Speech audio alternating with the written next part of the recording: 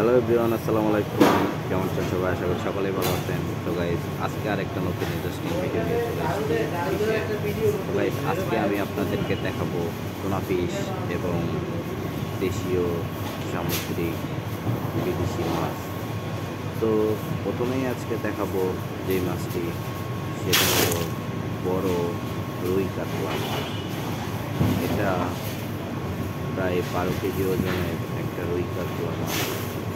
এবং আরেকটু বড় মাছ দেখাবো, সেটা হলো কাতলা মাছ। তারপরেই দেখাবো আমরা বড় একটি টুনা ফিশ এবং সেই বড় মাঝারি সাইজের রুই কাতলা মাছ।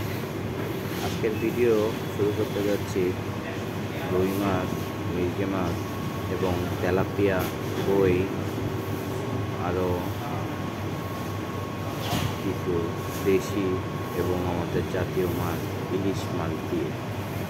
আজকের ভিডিওতে আজকে দেখাবো আপনাদেরকে যে মাছের ডিম ও মাছ কীভাবে কাটা হচ্ছে। তো গাইস, ভিডিওটা সবাই দেখতে থাকুন।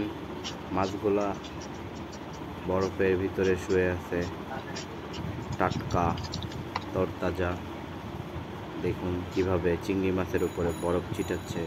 দেশীয় পাবদা মাছ। এই মাছটা অনেক ইন্টারেস্টিং দেখতে। এই মাছটাকে ছুরি মাছ বলে থাকে অনেকে। আমি জানি না সঠিক মাছটার নাম কি, তারপরেও মাছটা দেখতে অনেক ইন্টারেস্টিং। এখানে টাকি মাছ, তারপরে সরপুঁটি মাছ, এখানে চিংড়ি মাছ, বাগদা চিংড়ি, আরও রয়েছে খলসে মাছ, তারপরে কই মাছগুলা, দেশীয় কই। তারপরে দেখতে দেখতে সরপুঁটি মাছটাকে দেখলাম। এখন আমরা দেখবো সে বড় বড় গলদা চিংড়িগুলো অনেক বড় বড়। তারপরে চলে যাব পাবদা। এখন আপনাদেরকে দেখাবো সেই এই মাছেরটার দাঁত অনেক ধারালো। এই দাঁতে অনেক বিষ আছে। টুনা মাছ বলে থাকে, এটা একটা সামুদ্রিক মাছ। মাছটা চোখ লাল হলুদ হয়ে গেছে।